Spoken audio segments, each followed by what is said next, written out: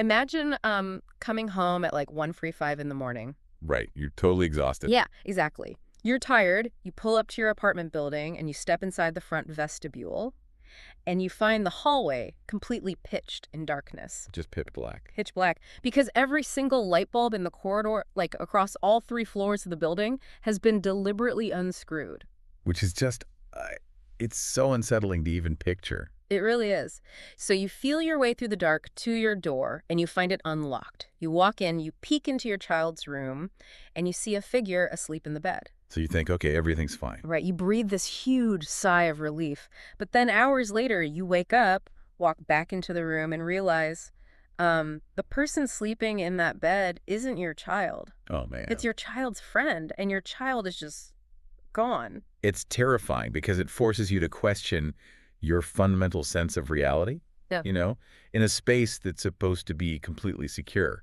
I mean, that manipulation of the environment before you even reach your front door it's profoundly unsettling. And that terrifying reality is exactly what we're exploring today. So, okay, let's unpack this. Let's look at the friction points of April 26th, 1980, because honestly, nothing about the sequence of events that night makes logical sense. It really doesn't. And the environment is, it's ripe for ambiguity right from the very start. It's spring break. Laureen is this outgoing 14-year-old, an A student who dreams of being an actress. Right, she had a lot going for her. She did. She lives on the 3rd floor of this apartment building with her mother, Judith.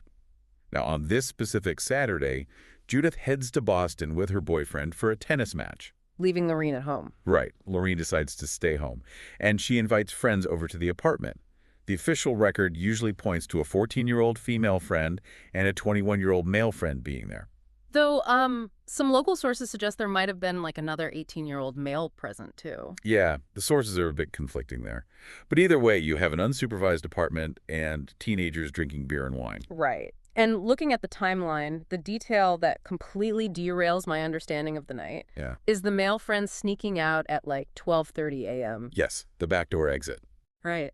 He tells police he heard voices in the hallway, panicked thinking it was Laureen's mother coming home, and just slipped out the back door to avoid getting caught drinking. Which, makes sense for a kid trying not to get in trouble. Sure, but he makes a very specific claim.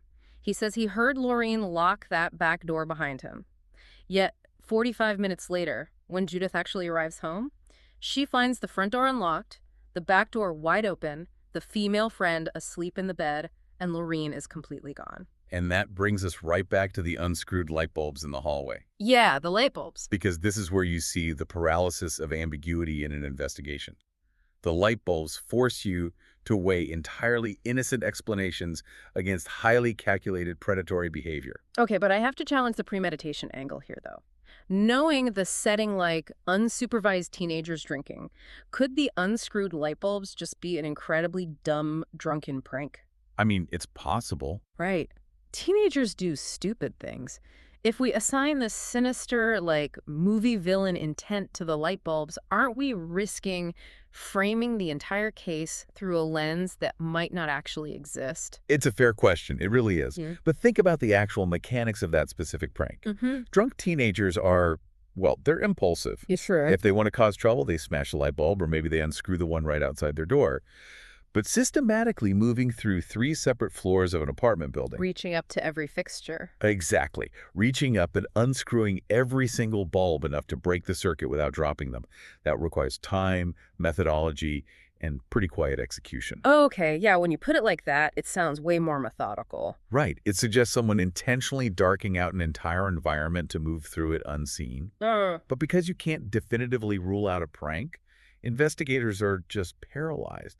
They don't know if they're looking at teenage mischief or the calculated preparation of a kidnapper. And that ambiguity completely dictates the initial police response. Because when Judith calls the police at 3:45 a.m., they don't lock down the building. They basically just classify Laureen as a runaway. What's fascinating here is the structural reality of missing persons protocols back in 1980. It was so different back then. Completely different.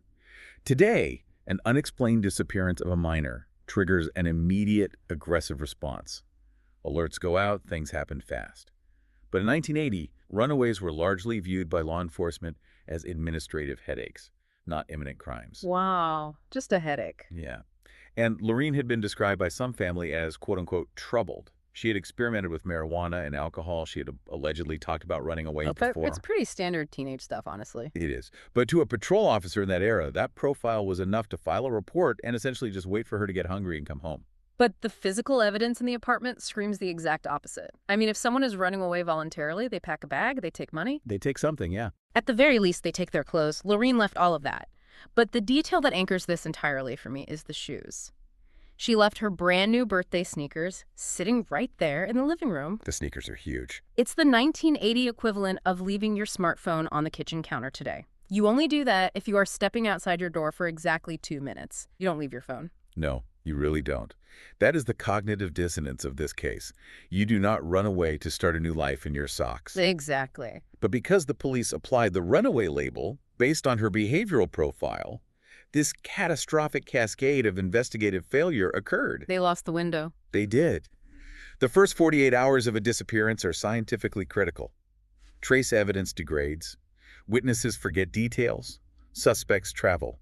By treating the apartment as the home of a runaway rather than a potential crime scene, no forensic sweep was done. Ugh, it's so frustrating. It is. Whoever was responsible had weeks, if not months, to clean up evidence and solidify their alibi while the police were basically just waiting for Laureen to walk back through the door. So they lost that golden window, and as the weeks drag into months, the case just goes cold. Until October 1980. Right, the phone bill. Yes. Yeah. Judith receives her monthly phone bill, and there are 3 unexplained charges from California, specifically Santa Monica and Santa Ana.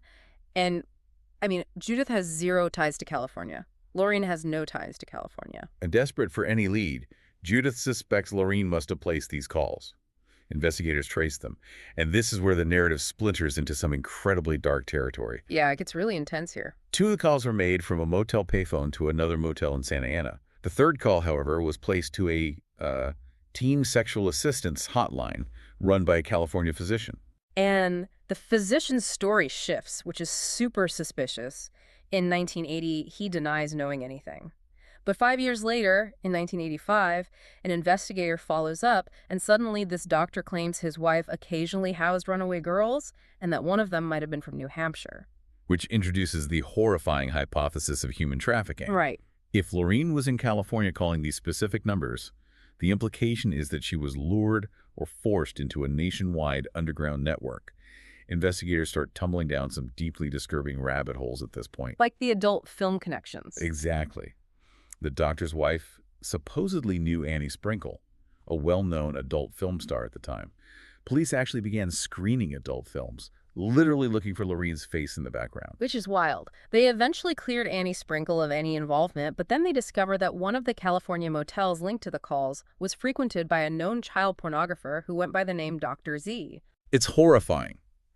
They never formally linked this Dr. Z to the teen hotline or to Laureen, but for a grieving mother, the psychological impact is devastating. Oh, I can't even imagine. The idea that a 14-year-old girl who dreamed of acting was trapped in an underground pornography ring on the opposite side of the country, it's a nightmare. Okay, but here's where it gets really interesting. But also where we need to, pump the brakes and apply some severe critical thinking. When you dive into the Reddit discussions analyzing these phone records, a completely different mechanism emerges. The analog network. Yes. In 1980, telecom networks were analog and largely human-operated. If you were at a payphone in California and wanted to make a long-distance call without paying the exorbitant toll, you could just dial 0, get an operator on the line, and say, hey, I'd like to bill this to my home number. Yeah, third-party billing fraud.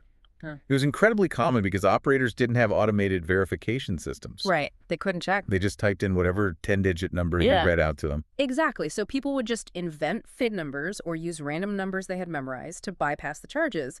Given that, isn't it highly probable that this California connection is just a massive, tragic coincidence? Just a totally random event. Right. Some random person in Santa Monica makes up a billing number that happens to belong to Judith Rahn, and the resulting investigation accidentally stumbles into a web of sex hotlines and a motel used by a predator. It is very easy for us to sit here decades later and call it a coincidence, but put yourself in the shoes of a 1980s detective. Fair point. You have a missing 14-year-old girl, A phone bill points to a teen hotline, a doctor housing runaways, and a motel linked to a known predator. You cannot simply ignore that data because of the possibility of toll fraud. You have to investigate it. You have to run it down, yeah. And this raises an important question. How do investigators filter noise from signal? Coincidences frequently masquerade as grand conspiracies in missing persons cases. Mm. When a family is desperate for an answer, any anomaly looks like a clue. Like a lifeline. Exactly. But if those calls were just a random scam, it means investigators spent years chasing ghosts 3,000 miles away, draining resources from whatever actually happened on Merrimack Street in New Hampshire.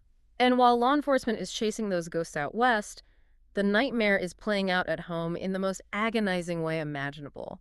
Because it wasn't just a phone bill, it was actual phone calls. Ah, the 3.45 a.m. silent calls. Yes. For years, Judith would receive phone calls in the middle of the night. She would pick up the receiver, and the person on the other end wouldn't say a single word. They would just listen. That is terrifying. And the frequency of these calls would often spike around Christmas. Judith eventually changed her number and moved to Florida, but the calls didn't stop with her. Laureen's aunt reported that a young girl would occasionally call asking for her son, Michael, but the caller would refer to him as Mike, which was a specific nickname only Laureen used. Wow. Yeah, and when he got on the line, just dead silence. It is a form of prolonged psychological torture. These calls sustain a tiny fraction of hope while simultaneously offering absolutely no resolution. And then in 1986, it escalates. Roger Moraes, a childhood friend of Laureen's, gets a call. His mother answers, and the woman on the other end claims to be Roger's former girlfriend. She says her name is Lori. So are these cruel pranks by someone local who read about the case in the paper? Or is it Laureen somehow surviving but unable or perhaps too ashamed to speak? The ambiguity just refuses to resolve itself. You read about Laureen's Aunt JoBeth, who kept her exact same phone number for 40 years, just in case Laureen ever tried to call her. 40 years. 40 years. That is what a disappearance does. It freezes the family in a permanent state of waiting, but while the family is frozen, the local community starts looking at the shadows in their own backyard. And if we connect this to the bigger picture, you have to examine the geographic reality of Manchester, New Hampshire during that specific window of time, because Laureen's disappearance did not happen in a vacuum. Not at all. Just a month before Laureen vanished, a 15-year-old girl named Rachel Garden disappeared from a neighboring town. Later, another 15-year-old, Shirley McBride, went missing. But the case that creates the most terrifying parallel is Denise Dano. Yes. She was 25 years old, and she lived exactly 2 blocks away from Laureen's apartment. 6 weeks after Laureen steps into that dark hallway, Denise vanishes from a local bar. And decades later, law enforcement definitively linked Denise Dano's disappearance to Terry Peter Rasmussen. Bob Evans. Right, Rasmussen, known as the Chameleon Killer or Bob Evans, was a prolific, highly organized serial killer. And during in the spring of 1980, he was living right there. He resided just a mile and a half from Laureen's apartment. When you have a known serial killer operating literally down the street at the exact time a 14-year-old girl vanishes from a darkened hallway, it is almost impossible not to link them. Rasmussen acts like a supermassive black hole in this investigation. His gravitational pull is so strong that he warps the perception of everything around him. That's a great way to put it. Right. Every unsolved disappearance in a 50-mile radius gets sucked into his orbit, regardless of whether he was actually involved. The human brain craves a cohesive narrative. It is deeply unsatisfying to accept that a teenage girl might run away or be the victim of a local accident while a serial killer just happens to be living down the street. We want it all to make sense together. We want all the anomalies to connect. Yeah. We want the unscrewed light bulbs, the California toll fraud, the silent caller, and Terry Peter Rasmussen to all be chapters in the exact same book. But structurally, they might have absolutely nothing to do with each other. So what does this all mean? We are left with a collection of completely irreconcilable facts. You have a 14-year-old girl who seemingly steps off her living room rug, leaving her brand new sneakers behind, walks into a corridor where someone has meticulously unscrewed every light bulb, and just vanishes into thin air. Leaving behind this incredible mystery. And behind her, she leaves a 46-year wake of false leads, unconfirmed sightings, third-party phone scams, and the looming shadow of a serial killer. It's critical to remind ourselves that while the internet forums offer compelling, intricate theories, ranging from sprawling human trafficking syndicates to a tragic accident covered up by the friends in the apartment that night, the reality is that no single theory has ever been proven. We don't have the answer. We don't. We are simply mapping the documented landscape of a mystery. We are not endorsing any one of these theories over the other, just laying out what the sources show. Right, it's a landscape defined by ambiguity. But I want to leave you with a thought to mull over, one that bridges 1980 to today. Imagine if this exact sequence of events happened tonight. We live in a world where a disappearance leaves a massive digital footprint. Oh, absolutely. We have cell phone pings that can track your location to within a few feet. We have Ring cameras on every other door capturing exactly who walked down that street at 12:30 a.m. We have digital financial records that make anonymous cross-country travel nearly impossible. You can't just disappear. Right. The mystery of the unscrewed light bulbs, or the origin of those California phone calls, would likely be solved in an afternoon by a detective looking at a laptop. The technological safety net has completely transformed the mechanics of an investigation today. But does our modern digital dragnet actually prevent tragedies like this from happening? Or does it just change the way people disappear? Because the analog nature of 1980 allowed a 14-year-old girl to step out of her apartment and slip into a 46-year void, completely untethered by GPS or data pings. Which is chilling to think about. It really is. We don't have those same dark analog hallways anymore, but people still vanish every single day. Maybe today the darkness they step into is just a little harder to see.